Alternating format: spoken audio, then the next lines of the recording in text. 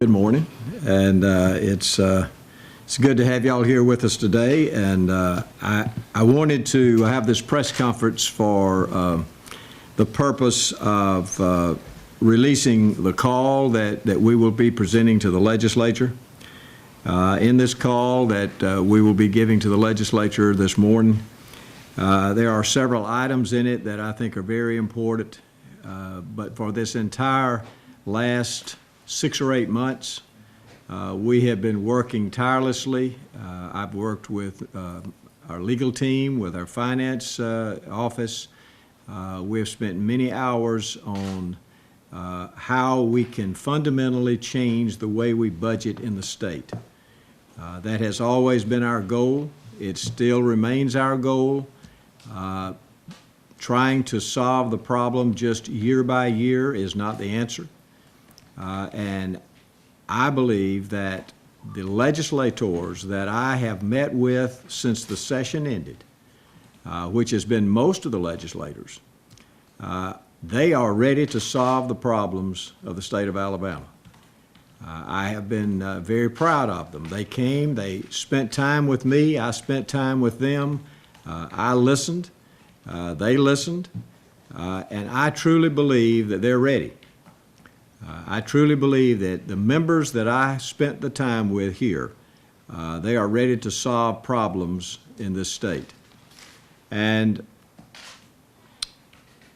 I believe that once we start this process and they see what we're presenting to them today, they will recognize in this call many of their ideas.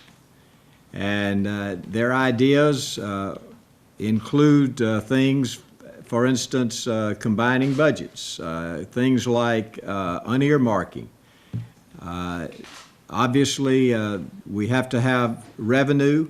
Many of the ideas that they presented to me as far as revenue will be in this call that we'll be presenting to the legislature.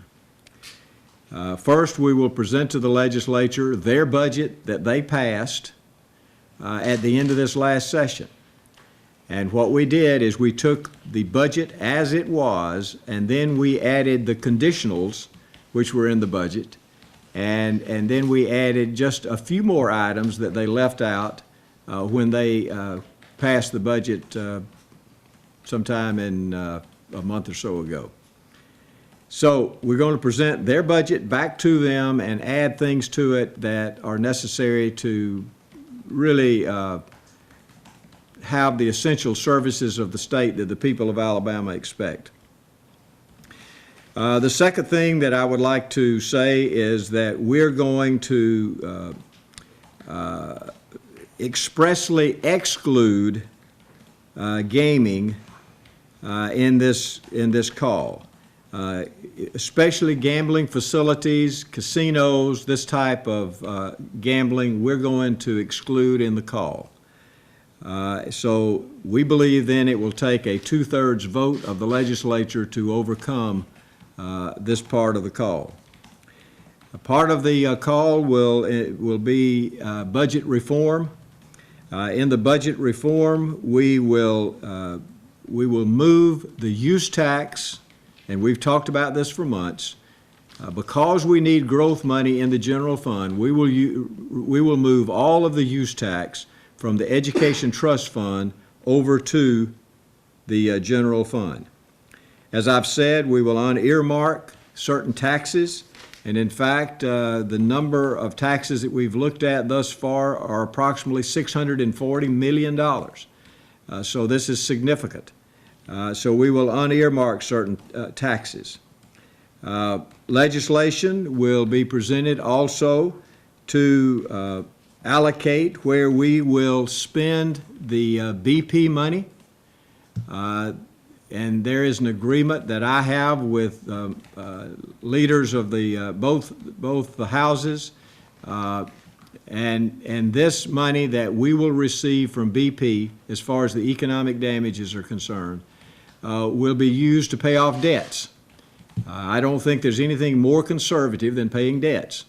And so this will be used to pay off debts. And we will do this over the 18 years that we have as far as the receiving of this money. As I've already stated, we will do some things in education, like moving the use tax over. The other budget reform item, the last one, we're going to unearmark the stabilization fund of the Rolling Reserved Act.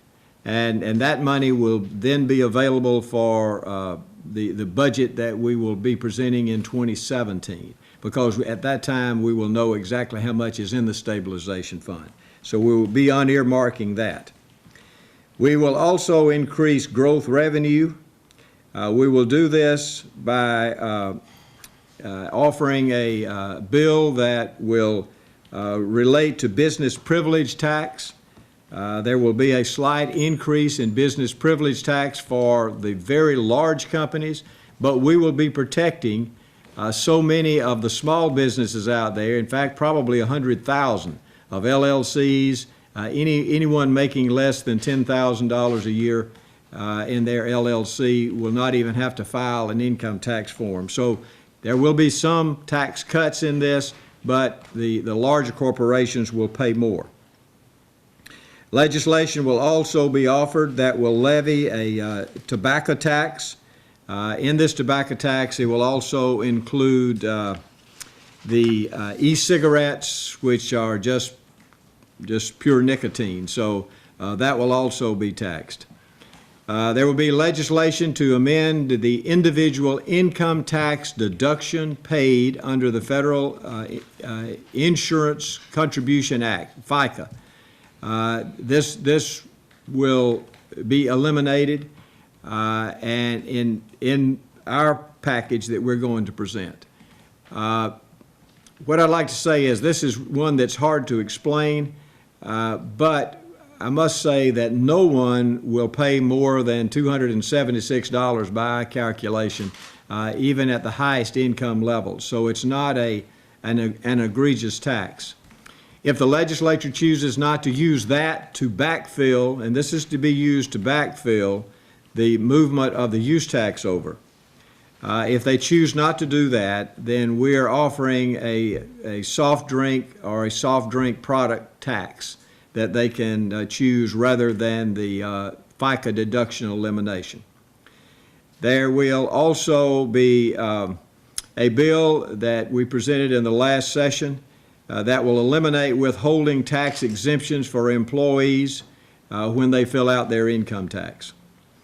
The last part of this call will involve economic development, and there will be legislation just like we presented in the last session that will allow us to have a bond issue to finish the Gulf State Park Lodge, which will bring in millions of dollars to the state of Alabama to shore up all of our parks across the state. So that's basically what our call is going to be, and I'll open it up now for questions. How much total, Governor? You said 640 earlier. Add the rest. What's the total on this package? The total on the package, I'll have to get that to you. It's approximately the increase that we need is approximately 310 to 320 million, but I can get that exact amount to you. I just don't have those figures right here in front of me. It is not quite as much as we originally proposed because we took out some of the things. When I originally proposed it, I wanted to pay specialists more in Medicaid so that we would have more specialists taking care of our Medicaid patients. I wanted them paid at the Medicare level. That has not been put in here. Mental health, we have backed off some on the funding, especially for facilities and this type of thing, but it's adequate. We have adequate funding. The other thing that we backed off some on was on Medicaid itself, as I've already mentioned. And so there are some things that are a little different than our 541. CHIPS will be paid by the federal government, and we didn't originally think that. So that's why there's a difference in what we proposed originally and what we're proposing now. Governor, can you tell us why you think the legislature should do this as opposed to the general fund they originally passed that cut $200 million from state agencies? Well, you know, we have talked with the people. We have been all across this state. Even though the people of the state are not in favor of many taxes and increase in taxes, they are more unfavorable towards cuts. They are adamantly opposed to cuts in our state parks, cuts in our mental health system, cuts in Medicaid, which will affect our hospitals. So they are adamantly opposed to that. So I think that when the legislature talks to the people, when the legislators talk to the people, and you compare cuts versus these, what I think are fair, minimal taxes, people will choose these. And they have, as I've talked to people across the state. Governor Bentley, why not wait until August, as many lawmakers were expecting? Well, that's a good question. You know, that the August date really did not come from me. It came from across the street. I just listened and nodded my head. I never had any firm commitment on what day that we would call the special session. I mean, I have the right to call it any time I wish. You know, I decided to go ahead and call it for two reasons. Number one is I believe that the legislature is ready. I think the membership is ready. The members that I have spoken to, they have given me their ideas. They are ready to solve this problem. They are problem solvers. And I have spoken to almost all of the House. I have spoken to over half of the Senate, and both Democrats and Republicans, and they are ready to solve this. And so the membership is ready.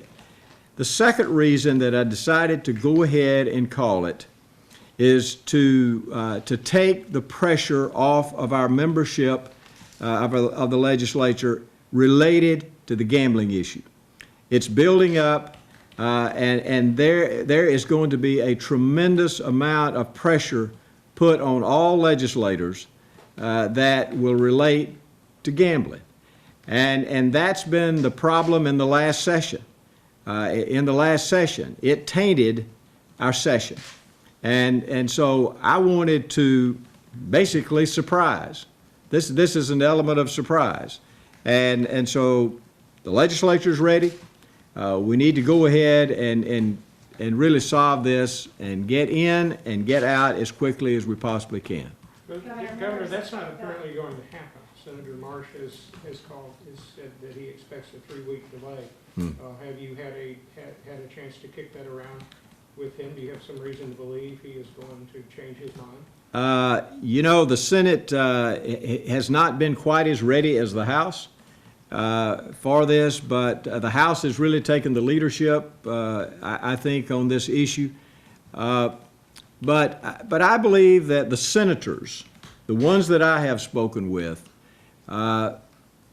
regardless of what other people may say, the senators are ready to solve this problem.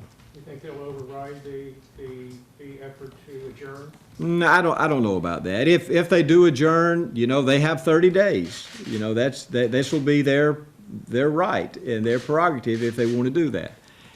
They can meet 12 days out of 30. Now, the problem with this is if they adjourn for 3 weeks, they're only going to have 7 or 8 days left to do the things that we're going to be presenting on Monday. Now, I think they're ready, and that is enough time if they want to. If they don't do that, then obviously we'll be spending another $440,000 and doing what they should have done in the regular session. Their only constitutional job is to pass budgets. And so if they fail in this session, we'll come back in another one. Anything else? Governor, can you talk more about the soft drink tax? Could it include juice and bottled water? I'd rather not get into the details on that right now because we actually have not finalized that bill yet. We will have it finalized by this afternoon and get our sponsors. My idea is not to include the water and what did you say, the juice? Yeah, my idea is not to include those, but we'll finalize that today. Governor, can you talk a little bit more about the income tax changes as that's new from the regular session? Yes. And I'm sure that's going to cause immediate concern from Well, let me say that it is a little bit hard to explain because most people do not even understand what FICA is. They don't even realize that it comes out of their check every month. There are only 3 states that allow any type of deduction, either 3 or 4, of FICA off of their state income tax. Alabama is one of them where we allow total deductions of the FICA. FICA is your Social Security tax that we all pay. And we now allow people to deduct that federal tax off of their state income tax. And this is the only elimination of a tax deduction that we're talking about. And could it potentially raise someone's taxes if they itemize, only if they itemize, and if they are working? Now, if you're retired, it doesn't affect you, obviously, because you're not paying FICA. But this could only amount, the way we have calculated it, it could only amount to $276 at the highest end. Most people, if you don't itemize, which most lower income people don't even itemize, they take the standard deduction. If you don't itemize, it's not even going to affect you. If you do itemize, it will affect you. But you're also able to take what you pay off of your federal income tax. So the way we've calculated it, the most that anyone could possibly pay is $276, and that's the highest income individuals. Governor, could you talk a little bit more about the new proposal for the cigarette tax? The cigarette tax is going to be fairly similar to what was proposed the last time. And I think the House was really ready and willing to accept that. I think what was a fair and minimal tax. It was 25 cents a pack. Okay, any other questions? Ashley? I just have a separate question, but. Nope, we're gonna talk on this and then we'll go back to anything extra later. Okay. Do you have on this? Yes. Okay. Do you know if Alabama could get BP settlement money right away and how much? BP settlement money will probably not come until the end of the year. We have to deal with the federal courts. We all have to sign off on it. I have to sign it. They will negotiate with whether or not we accept it. But it's we do know basically how it will come. We know that the first 3 years, over a 3-year period, if we want it over a 3-year period, we'll be getting $200 million. And then over the next 15 years, the rest of the money, the $800 million, will be divided up over the next the next 15 years, which would be approximately $53 million a year. We are presenting legislation that will talk about using the money to pay debts. Governor, what is your reaction to the plans to recess until August 3rd? Are you disappointed by that, or do you think that the work can still be done if they're not physically meeting? When you become a legislator, you take an oath, and I think part of your oath means that you're going to do your job. And, when I practiced medicine, for 35 years and I was a legislator, I was upset too when I had to cancel patients and had to come down for a special session. But that's part of being a legislator. And, they may have plans, but their first job is to do their job. And their job is to do the job that the people of the state of Alabama and their district elected them to do. And did I complain when I was a legislator? Sure I did, but I came and I did my job, and I think that's what they need to do. Governor, do you want to take all the money that would be flowing into that rolling reserve account, the surplus money, and free up all that money? And how much resistance do you expect to that? Well, let me say this. We're not talking about freeing it up for anything except for education. Okay. That money will go to education. That money is not going to be used in the general fund. Okay. So I don't want to leave that impression. That money is to help education, because we don't need a large savings account there when education needs it for textbooks and for transportation and things like this. So we're helping education is what we're trying to do.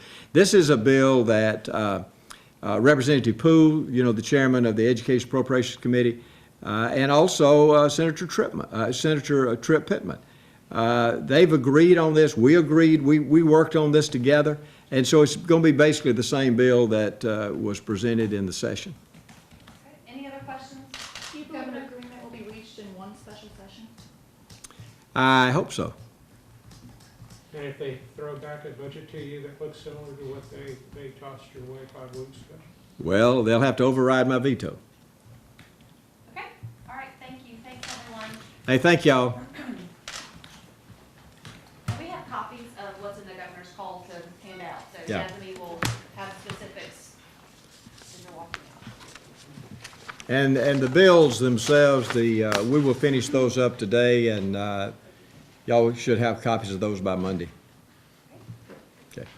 Thank you, guys.